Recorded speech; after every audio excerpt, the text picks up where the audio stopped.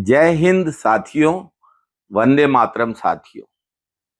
आज बहुत भारी मन से इस वीडियो को शूट कर रहा हूं। आज ही हम लोगों ने दलगत राजनीति से परे हटकर अपनी सेना के 2 वरिष्ठ अधिकारियों और 2 जवानों की शहादत पर कैंडल मार्च किया, उन्हें श्रद्धांजलि अर्पित की।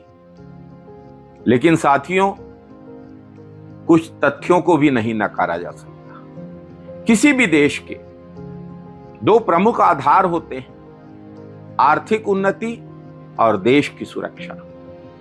और देश की सुरक्षा की जिम्मेदारी संभालते हैं सेना के अधिकारी और जवान, जो मुश्किल परिस्थितियों में देश की रक्षा करने के लिए अपने गांव, अपने शहर, अपने घर, अपना परिवार, अपना सब कुछ छोड़कर डटे रहते हैं। देश के किसान भी एक बड़ी भूमिका निभाते हैं, जो कड़ी मेहनत करके देशवासियों के लिए अनाज उगाते हैं। शास्त्री जी ने तो नारा ही दिया था, जय जवान जय किसान। और आज बहुत भारी मन से इस वीडियो में मैं यह कहने के लिए मजबूर हूं कि भारत के इतिहास में पहली बार ऐसा हो रहा है, न तो देश सुरक्षित है, न तो देश के किसान सुरक्षित हैं, और न ही देश की सुरक्षा करने वाले जवान। साथियों, देश की राजनीति में ऐसा कभी नहीं हुआ जवानों के नाम पे वोट मांगे गए और चुनाव जीतने के बाद देश के जवानों को भुला दिया गया हो। साथियों, पुलवामा कांड को चुनाव का मुद्दा बनाने वाले लोग, आज 5 साल हो गए पुलवामा हुए, पुलवामा की जांच तक नहीं हुई। धारा 370 हटाने पर जमाने भर की राजनीति करने वाले लोग ये कहने वाले कि धारा 370 हटने पर कश्मीर की सारी समस्याएं हल हो जाएंगी। धारा 370 के हटने को आतंकवाद पे कड़ा प्रहार निरूपित करने वाले लोग, कश्मीर में जमीन के प्लॉट खरीदने की बात करने वाले लोग आज खामोश हैं। आप तो कहते थे कि सारी समस्याओं की जड़ धारा 370 है, लेकिन अब तो धारा 370 भी नहीं रही। मोदी जी, फिर कश्मीर क्यों अशांत है? फिर कश्मीर में क्यों हमारे वीर अधिकारियों और वीर जवानों की शहादत हो रही है? पूर्व भाजपा नेता और जम्मू कश्मीर के पूर्व राज्यपाल सतपाल मलिक ने तो पुलवामा हमले पर क्या खुलासे किए हैं, क्या क्या कहा है, सारा देश जानता है।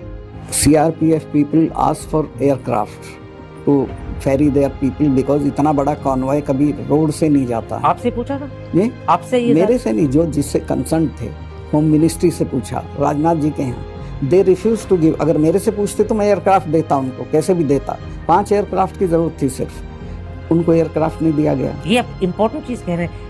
होम मिनिस्ट्री से इजाजत मांगी एयरक्राफ्ट के लिए and home ministry refuse to give. Yes, and I told it to the prime minister same evening कि ये हमारी गलती से हुआ है, अगर हम एयरक्राफ्ट दे देते तो ये नहीं होता। तो उन्होंने मुझे कहा कि तुम अभी चुप रहो। सेना के जवानों के लिए उस समय 4 विमानों की व्यवस्था नहीं की गई। पुलवामा के हमले के लिए जिम्मेदार वहां पर कैसे विस्फोटक पहुंचा, ये बताने की आज तक कोशिश नहीं की गई, ये पता लगाने की आज तक कोशिश नहीं की गई। और आज फिर से 2 जवानों और 2 वरिष्ठ अधिकारियों की शहादत हो गई। एक वीडियो देखिए। मैं जरा कहना चाहता हूं मेरे फर्स्ट टाइम वोटरों को, क्या आपका पहला वोट पाकिस्तान के बालाकोट में एयर स्ट्राइक करने वाले वीर जवानों के नाम समर्पित हो सकता है क्या? मैं मेरे फर्स्ट टाइम वोटर से कहना चाहता हूं कि आपका पहला वोट पुलवामा में जो वीर शहीद हुए, उन वीर शहीदों के नाम आपका वोट समर्पित हो सकता है क्या? चुनाव में मोदी जी देश के वीर जवानों के नाम पर वोट मांग रहे थे। जनता ने वोट भी दिया। मोदी जी चुनाव जीत गए। और आज क्या स्थिति है? बुधवार को जम्मू कश्मीर से जो खबरें आई हैं उससे सारे भारतवासियों की आंखें आंसुओं से भीग गई। साथियों, बुधवार को जब देश के वीर जवान, वीर अधिकारी जम्मू कश्मीर में आतंकवादियों से देश की रक्षा करते हुए शहीद हो रहे थे, तब बीजेपी मुख्यालय में जश्न मनाया जा रहा था। ठीक उसी तरह जिस तरह पुलवामा हमले के समय मोदी जी अपना पर्सनल फोटो शूट करवा रहे थे। जम्मू कश्मीर की मुठभेड़ में सेना के कर्नल शहीद Manpreet Singh, battalion commander major Ashish Dhonayak और जम्मू कश्मीर पुलिस के डीएसपी हुमायूं भट्ट की शहादत से पूरा देश गमगीन था। लेकिन भाजपा कार्यालय में मोदी जी का स्वागत फूलों और गुलदस्तों से हो रहा था। ऐसे समय में जब सारा देश शहीदों को श्रद्धांजलि दे रहा था, मोदी जी के ऊपर फूलों की बारिश की जा रही थी भाजपा कार्यालय में। आज 5 दिन हो गए हैं भारत मां के वीर सपूतों की शहादत को। इस बीच प्रधानमंत्री नरेंद्र मोदी जी, गृह मंत्री अमित शाह जी, रक्षा मंत्री राजनाथ सिंह जी मध्य प्रदेश और छत्तीसगढ़ में चुनावी सभाएं कर चुके हैं। धर्म और जाति के नाम पर वोट मांग चुके हैं। लेकिन देश के शहीद वीर जवानों को श्रद्धांजलि देने के लिए, उनकी शहादत को नमन करने के लिए 2 मिनट का समय भी नहीं निकाल पाए ये लोग।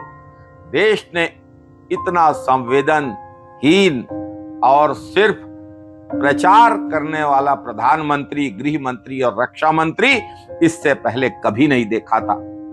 बुलेट प्रूफ जैकेट के नाम पर वोट लेने वाले नेता से एक शहीद की मां ने पूछा है, कहां है bullet proof jacket? Modi ji के 10 साल के शासनकाल में उन्होंने मजाक बनाकर रख दिया है, लोकतंत्र का मखौल बनाया है। किसान, मजदूर, छात्र, कर्मचारी, महिलाओं सबको परेशान किया है। लोकतंत्र की मर्यादाओं को, संविधान की महत्ता को विपक्ष को तो कुछ समझते ही नहीं है। कम से कम अपने गांव, अपने शहर, अपने परिवार, अपना सब कुछ छोड़कर देश की रक्षा में अपनी जान की परवाह न करते हुए विषम परिस्थितियों में रहने वाले जवानों, अपनी शहादत देने वाले जवानों का इस कदर अपमान और उपेक्षा तो मत कीजिए। आप देश में केंद्र की सरकार चला रहे हैं, समझिए इस बात को, अपनी जिम्मेदारी को समझिए। मैं बेहद विनम्रता से भारत माता की रक्षा में शहीद हुए सभी अधिकारियों और जवानों को सादर नमन करता हूं। जय हिंद, वंदे मातरम।